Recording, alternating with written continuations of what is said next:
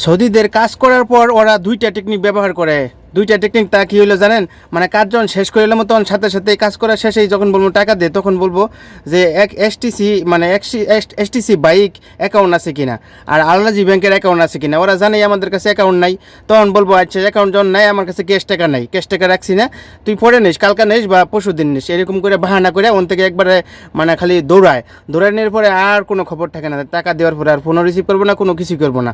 এখন বর্তমানে এরকম টেকনিক ব্যবহার করে মানে অনেক লোক এরকম ব্যবহার করে টেকনিক ব্যবহার করে মানে টাকা না দেওয়ার একটা রাস্তা তারা খুঁজে লাইছে। বিশেষ করুন একটা আরবের বাসায় কাজে গেছি, সেটা শুরু করার আগে আরেকটা সৌদি আমার ফোন দিছে যে আমি কিছু সামান কিনে আনছি, এগুলো উপরে উঠাই লাগবো।